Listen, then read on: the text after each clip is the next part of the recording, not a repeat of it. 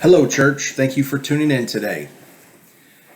I have a passage of scripture that I want to share this evening. It's going to be in Ephesians chapter 5, verses 15, 16, and 17. As our 2020 year draws to a close and we get ready to enter into our 2021 year, I have three areas that I'd like to spend a few moments on.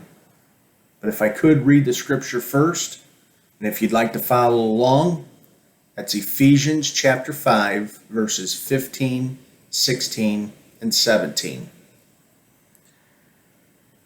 See then that ye walk circumspectly, walk cautiously, not as fools, but as wise, redeeming the time, because the days are evil.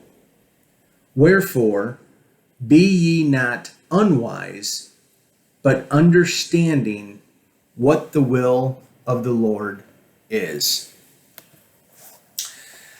As we focus on three areas, one is the past, the second is the present, and the third is the future. I encourage us all to analyze our past. It's important to analyze our past because we have to be very careful that we are living as wise and not unwise. As you look at your past, how are you living?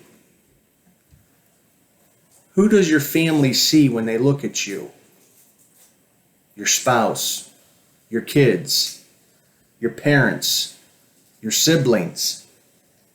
Who do they see? How do your coworkers label you? Look at your present. You need to stabilize your present. It's important to stabilize your present because we have to make the most out of every opportunity. How will you commit yourself, and who will you commit yourself to in 2021? See, the decisions that you will make will show who you are committed to. Will you choose God's will, or will you live for your own will? Before you make that decision, reflect on Jeremiah chapter 29:11. God says, "For I know the plans that I have for you, declares the Lord. Plans to prosper you and not to harm you. Plans to give you a hope and a future." We need to choose God's will for our lives. When you choose God's will, it'll help you organize your future. You see, time is what we all have in equal proportion.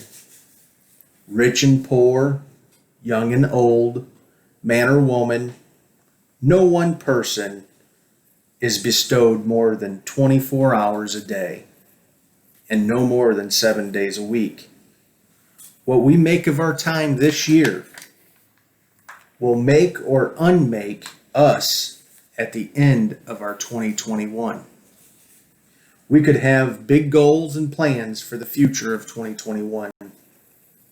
But if we don't carefully organize and focus on the details of our daily walk, we could end up strolling to nowhere. Our time is one of the most valuable possessions that God has given us. But we must remember, it's irreversible. It can't be rewound. It's irreplaceable, and it's indispensable. In a year of turmoil, tragedy, and much confusion in 2020, I'd still say the year went pretty fast.